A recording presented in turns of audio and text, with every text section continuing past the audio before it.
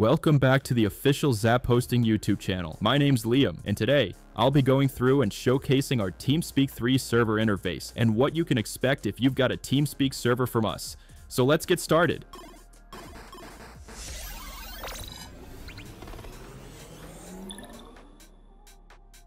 Now, before we dive into the dashboard, if you're looking to get a TeamSpeak server, look no further. We have a 50% discount code just for you, so make sure to use TeamSpeak-dashboard at checkout.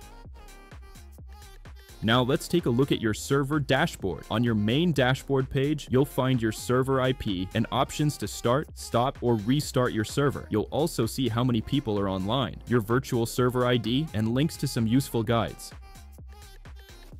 On the statistics page, you can check your speech traffic, file traffic, and slot usage. You can also filter by a specific time range. The DDoS Manager page shows whether there are any incoming attacks. You can view statistics for valid and blocked traffic, see previous attacks, and even enable email notifications, so we'll alert you right away if something happens. On the event log page, you can check who stopped, started, restarted, or reinstalled the server. And if the server crashes, this is also where you'll find the log file from the unexpected shutdown.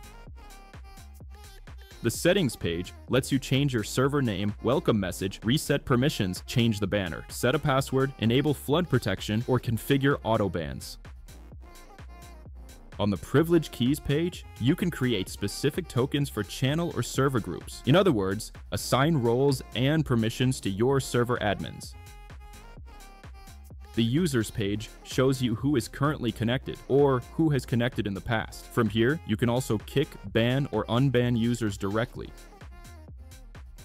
On the TS-DNS page, you can create custom connection addresses for your TeamSpeak server. These aliases can be created as subdomains on our domains or on your own domains linked to your ZAP account.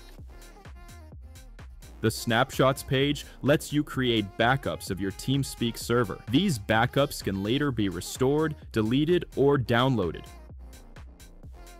And finally, the live view page allows you to monitor your server without being online. You'll be able to see all channels, users, and check who is muted or even talking in real time. And that's it for today.